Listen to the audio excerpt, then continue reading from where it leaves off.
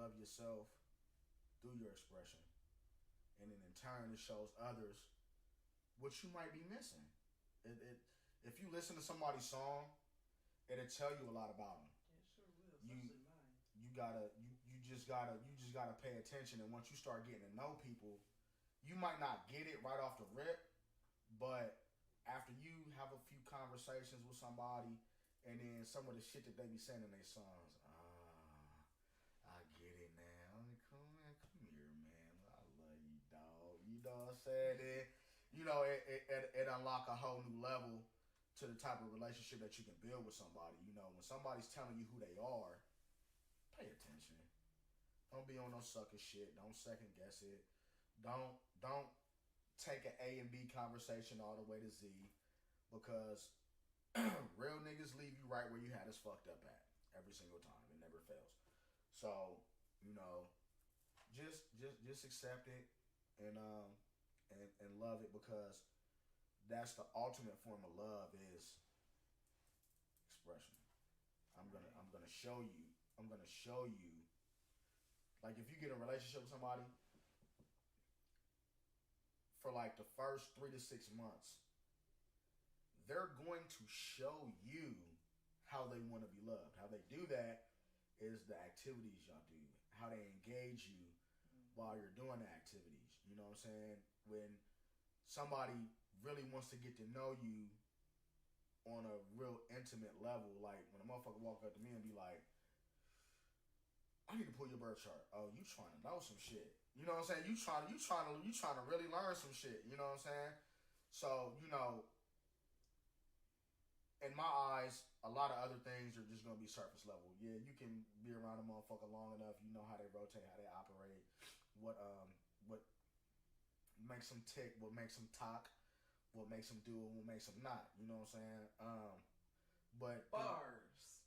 but throughout the whole process, you know, you still gotta pay attention. And a lot of people's love tanks is so just empty and negative. They so broke they couldn't pay attention. Right. So, you know, one of the things, say that again. one of the two things that really helped me capture really solidifying relationships is, you know, a couple books. You know, the first one I read that kind of opened my eyes up was Five Love Languages. I didn't know nothing about that shit. You know what I'm saying? So I got that book upstairs. they also got the love languages for kids and all that. You got kids, read that. What is your love language? Read that book. My number one, my top is quality time. Mine is acts of service and quality time. Yeah. So it goes quality time, words of affirmation, and acts of service. Those are my big three. But now how I've tied that in to learning myself on an astrological level, it made perfect sense. You know what I'm saying? So that's why I always tell people there's a message in the stars that's specific. Exactly. And you know what? You singing that, you can call I call my mom right now, and Mama, what's my favorite song that you used to sing me when I was a little kid? And it's Twinkle Twinkle Little Star. And we connect them dots now. That's why that was my favorite song, because there's a message that's unique to every individual in the stars, in the sky, at all times. So, you know, that's why it's important.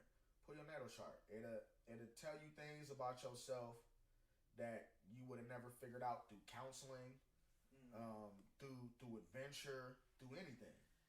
So, you know, it's all knowledge of self, and it's relative. So, Mr. Austin, you have done a whole lot of talking by yourself on this talk show today. Okay. What I want to ask you is relative to music. Okay. Again. How do you feel about For the Culture? How do I feel? And The Blood of Nat Turner. Columbus, Ohio. For the Culture, it's amazing because it's like it's not not just, culture is based off family. So I think it has cultivated a family. You can't tell me one individual that is a part of this unit that couldn't call on another individual in this unit and we not give them direct access to what they need at the time. Right. It's really culture to family, and then it's one thing when you start up a cipher and you got a cat that only been doing this for a little bit, so they're not as good. You know what I'm saying? You got cats that's just off the chain amazing. There's really none of that. You can't take anything away from anybody involved. I mean, everybody's music is just so unique and absolute and powerful. You know what I mean? I can't take nothing from the Psionics to the Prometheus Waves to the J. I can't take nothing away from nobody. I can't, like, everybody is so in their own lane. There's like no comparison at all. You know what I'm saying? It's amazing. It is absolutely amazing. And once you see it come together, you're like, damn, they fire. Like everybody dope. You know what I'm saying? So it's a unity there that we definitely have not seen and needs to be built upon. I feel like you and Justice came together and y'all saw a hole, a big hole that needed to be filled. Columbus. I've always stated this, that Columbus is one of the most talented cities in the world, and we just saw everybody doing their own thing, everybody on their own wave. And it's cool to be in your own lane, but understand that this freeway is limitless and it leads to the same place. So, the thoughts behind that, everybody trying to get to the promised land, why can't we go together? Woo! You know what I mean? It's that simple. So I think we to a point now, we to a boiling point where everybody sees that it ain't just gonna be one of us. It's gonna be all of us as a collective that's gonna carry us there. There's an African proverb that says, "If you want to go fast, go alone. But if you want to go far, go with the group." So it is so relative because if y'all seen the cipher, y'all saw the battle royale that we had. You would recognize instantly that each one of us feeds one another. Right. So, in essence, iron sharpens iron. So, we basically take one person's momentum and we've been able to build off of that and carry on a holy note that just resonates and reverberates through this whole city. And what else is like that? You know what I mean? So it ain't a bunch of people trying to start a new movement. No, this is the movement. Right. You know what I'm saying? There is no new movement. There's nothing new under the sun. This is what we should have been doing decades ago, centuries ago. You know what I'm saying? So it's good that this is coming into fruition now, and it's beautiful watching it unfold. You know what I'm saying? It really is, and I see characters in all of y'all. Facts, and it's amazing. You the silent storm. Yeah, I don't really be talking. Man, because when you show up, it is on and popping. I don't like to talk much. I like to do. That, and that's always been. I used to be worried about that a lot. You know what I'm saying? Because I don't really, you got inquisitive people that ask a million questions. I'm not that nigga at all. You know what I'm saying? I'm more of a, let me get out in the field and work my hand. And if I have questions, then I start asking them later. And then what ends up happening is I figure out some slick shit and I don't ever ask no questions. But that's kind of been my thing. I come in on ground level and I'll work the whole floor from the ground up. You know what I'm saying? I learn the game from the dirt. I go from the roots and I go all the way to the top of the tree. Okay, next question I have for you. We about to wrap this up. Is it possible for a person who loves hip hop to take a break? Oh, of course. Of course. I mean, it's pertinent to take breaks.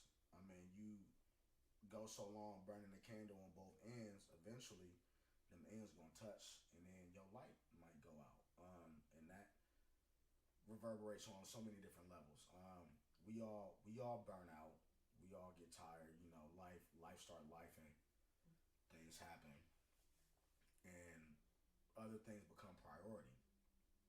We never necessarily lose sight of the prize, but we understand that I this is more important. My family, I'm the glue, so I got to make sure everybody's stuck together. And then I put the music on hiatus. But life is what enables you to make your songs more real. You know what I'm saying? Makes your message move people. When you some of the most beautiful art has come from some of the craziest and most tragic situations. You know what I mean? It's all you trying to translate your pain in a way somebody that is going through similar might not face the pitfalls that you face. All right, just like an elder giving you some advice about a situation. You may have went through it or not, but then when you start going through it, oh, that's what Aunt was talking about. So then you kind of have a better way to handle it. You know what I'm saying? But breaks is definitely necessary because you got to self reflect, and if you constantly going and going and going, you're not taking the time to sit back and journal. You're not taking the time to stop and smell the roses. When the last time you grounded? When the last time you just watched the sunrise or sunset? When the last time you just took a gallant stroll and just gallivanted without no pressure, no worries, no obligations? You got to take these things into consideration. You got to stay in touch with yourself, and it's hard to stay in touch with yourself if you're always working. And I 110% agree, but I also think too when you're taking a break, you have to have some form of plan Mm-hmm. to break. Kind of like with your job. If you know you don't have a certain amount of vacation time in a year, you can't just be like, well, I'm going on vacation and not have a plan for it. Mm-hmm. So I feel like it's the same way with art. You got to be like, hey, if I need the time to get myself together mentally, spiritually, socially, emotionally, financially, whatever, Mm-hmm. you got to have some form of timeline on it. Mm-hmm. Because just like you said earlier, a lot of times it's not that we need to take breaks, it's we need to figure out a different way to channel Mm-hmm. what we're going through. Facts. And if you're feeling burnout and stressed out, whatever, that's your perfect time to write about that. Because so many people are going to relate to that. Mm-hmm. And you might be the key to making sure somebody else is getting through whatever they're going Mm-hmm. through. That's why journaling is definitely Mm-hmm. important. And I admit, I've been slacking. You know what I mean? But this thing right here is like a fortress. So Oh, I know. I heard you spit. I don't forget shit. It's not too much that I let slide. It'd be a lot of moments where you go through something and you come back and something just ding, and then you just remember some shit like, oh, this motherfucker think that. So it's about going out and living and allowing yourself to feel, and then being able to come back and then reflect and then analyze that data. Right. So we have supercomputers.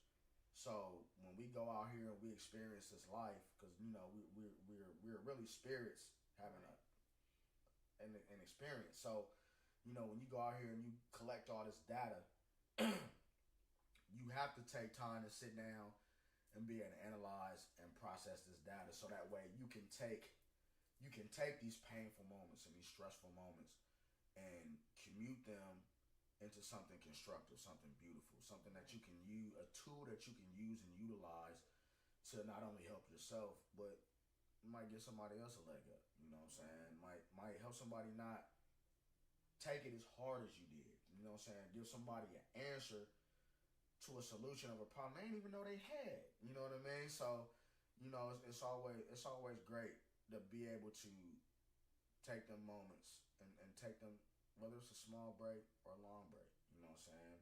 People gonna go through things and they gonna prioritize how they see fit. Right. You know what I mean? But at the same time, you have to allow yourself to go through the steps of grief. Mm-hmm. You have to keep yourself accountable of what stage you were at, so that way you don't have a stagnant moment, because a lot of times we spend too much time sitting in stillness, we miss the time to act.